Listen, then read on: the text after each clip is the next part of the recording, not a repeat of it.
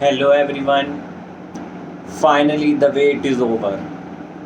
जिस NEET exam का आपको इतनी बेसब्री से इंतज़ार था, अब देखिए वो पता भी नहीं चला और आ गया।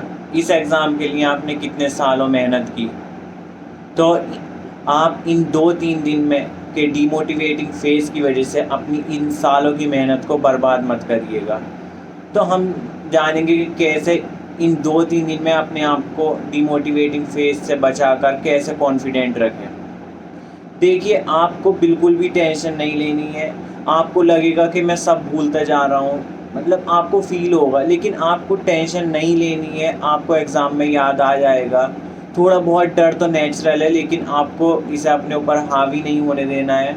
आपको मतलब एक तरह से जो है ना, आप अपने आप को खुद से बातें करके कॉन्फिडेंट रखिए, क्योंकि जो है ना, जैसे ही आपका कॉन्फिडेंस लो हुआ, आपके आते हुए क्वेश्चन भी गलत हो जाएँगे, मैं गारंटी दे रहा हूँ। तो सबसे मेन है, आपको अपने आप को मोटिवेटेड रखना है, और मोटिवेट आप खुद ही रख सकते हैं। ऐसा नहीं है कोई बाहर से आके आपको बताएगा कि ऐसे कर लो, ऐसे कर लो।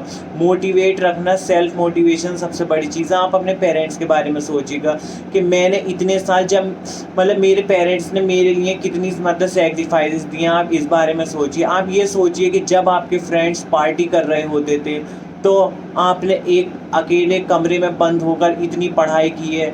तो आप उस इतनी मेहनत को आप इन 2-3 दिन के डीमोटिवेटिंग फेज़ के चक्कर में, या आप थोड़ा भी डीमोटिवेट होकर अपना पेपर बिगाड़ना चाहेंगे, नहीं ना। तो आप अपने आप को फुल मोटिवेटेड रखिए।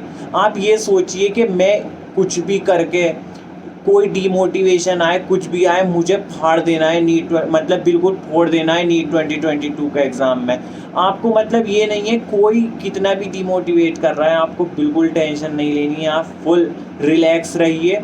अब देखिए, अब ये 2, अब आपने जितना पढ़ना था ना, आपने पढ़ लिया। अब आपको कुछ नया नहीं पढ़ना है, कुछ भी नहीं करना है, क्योंकि आप इतना अब कर भी नहीं सकते। आपने इतने साल सारा पढ़ तो लिया ही है। अब इन 2 दिन में आपको, 2 अब 3 दिन बचे हैं ना आपके। इन 3 दिन में आपको क्या करना है, आपको अपने आप को फुल रिलैक्स रखना है, क्योंकि जो आप अब पढ़ भी और नहीं, आप मत पढ़िए ज़्यादा। अब आपको देखिए, मेरे हिसाब से तो आप अपने आप को फुल रिलैक्स रखिए, अपना सारा वाइंड अप कर लीजिए। और जैसे कि मैंने आपको बताया था फिज़िक्स में, तो अब आप कुछ भी मत देखिए सिवाय फार्मूलाज़ के। फार्मूला देख लीजिए फिज़िक्स में और फिज़िकल केमिस्ट्री में। रही बात केमिस्ट्री की, केमिस्ट्री में भी आप ऐसी ऑर्गेनिक की रिएक्शन देख लीजिए। इनऑर्गेनिक में जैसे कि कुछ रटने वाली चीज़ें मैंने आपको बताई थी, वो देख लीजिए। बायोलॉजी में मैंने आपसे पहले ही कहा था कि लास्ट के 3 डेज़ में आप animal kingdom, plant morphology, cockroach, ये जो रटने वाले चैप्टर्स हैं, इन्हें आप अभी देख लीजिएगा।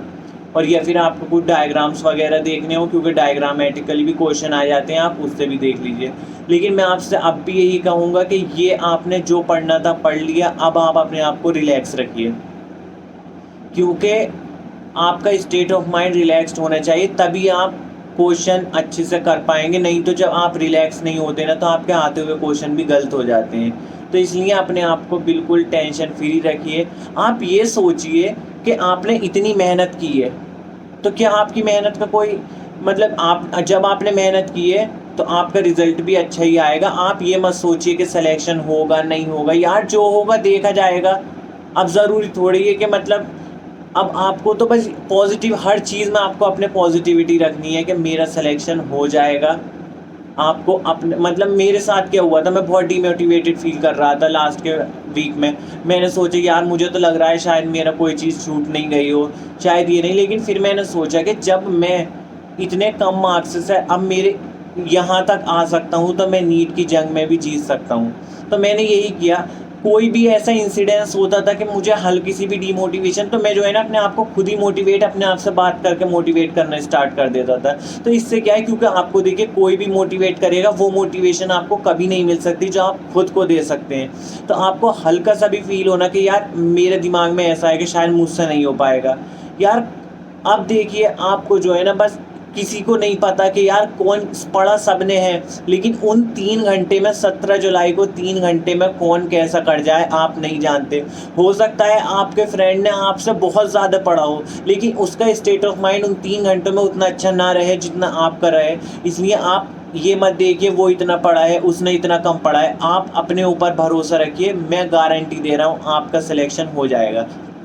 और जिन लोगों को लग रहा है ना कि यार शायद नहीं हो पाएगा, छोड़ देते हैं अब यार 2-3 दिन में, तो आप जो है ना अभी भी ये 2-3 दिन बचे हैं ना, आप इसमें ही मेहनत बिल्कुल मत करिए। दिन में मैं तो कह रहा हूँ मिनिमम आप 14 घंटे इस टाइम आप मेहनत, आप वैसे भी 2 दिन में, 3 दिन तो बचे हैं, 3 दिन में क्या ही कर लेंगे।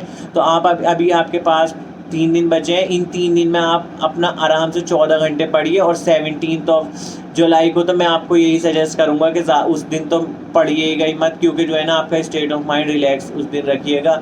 और उस दिन मतलब आप एग्ज़ाम देने जाए ना, तो आप एक काम करिए, आपको ये लग रहा होगा ना कि यार कैसा है, आप ऐसे जाइएगा कि जैसे नॉर्मल कोचिंग का टेस्ट देने के लिए जाते हैं। उससे क्या होगा, आपका माइंड उसी तरह काम करेगा। क्योंकि जो है ना लोग ये समझने लगते हैं कि नीट का एग्ज़ाम देने जा रहे हैं तो ऐसा है कि अगर नहीं हुआ तो ये हुआ, जैसे उसका आगे कोई ज़िंदगी नहीं है। यार नहीं हुआ तो उसमें भी कोई बेहतरी होगी, ये क्या है कि तुम उसे ही सब लेकर बैठ गए। तो इसलिए मेरे कहने का यही है कि आप जो है ना अपने आप को फुल मोटिवेटेड रखिए, खुद सेल्फ मोटिवेशन दीजिए और आप अच्छे से पढ़ाई करिए। इस टाइम आपसे कोई यही सजेस्ट करूँगा कि सारी रटने वाली चीज़ें करिए, क्योंकि इस टाइम रटने का काफ़ी ज़्यादा आपको हेल्प मिलेगी रटने वाले टॉपिक में। क्योंकि जो जैसे कि सबसे ज़्यादा प्लांट मॉर्फोलॉजी के जो है ना भूल जाते हैं एग्जाम्पल्स इतने हैं एनिमल किंगडम के। तो जो है ना प्लांट मॉर्फोलॉजी को तो मैं आपसे कहूँगा कि लास्ट डे भी देख लेना, क्योंकि उससे क्वेश्चन सारे एग्जाम्पल्स वगैरह ही आते हैं, इसलिए उसे तो आप अच्छे से देख। आप जब अटैम्प्ट कर रहे होंगे ना क्वेश्चन पेपर, तो आपको लगेगा कि यार मुझसे तो क्वेश्चन ही नहीं आ रहा है, क्वेश्चन ही नहीं आ रहा है, या फिर पेपर हार्ड है।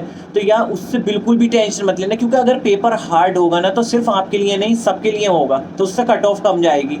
तो आपको ये नहीं सोचना कि यार ये क्वेश्चन नहीं हो रहा है तो उस पर अटक के बैठ जा रहे हैं, बिल्कुल नहीं आगे बढ़ रहे, तो आप उसे छोड़कर नेक्स्ट क्वेश्चन पे आ जाइए। हो सकता है वो क्वेश्चन किसी से ही नहीं आ रहा हो, क्योंकि पेपर का लेवल हार्ड होगा तो कट ऑफ ऑब्वियसली कम ही हो जाएगी। इसलिए मेरा यही कहना है, आप अपने आप को मोटिवेटेड रखिए। और सबसे बेस्ट है अपने पेरेंट्स के बारे में सोचिए कि आपको यहाँ तक पहुँचाने के लिए आपके पेरेंट्स ने कितने स्ट्रगल किए हैं, आपने खुद कितनी स्ट्रगल की है, आपने खुद रातों को जाग कर पढ़ाई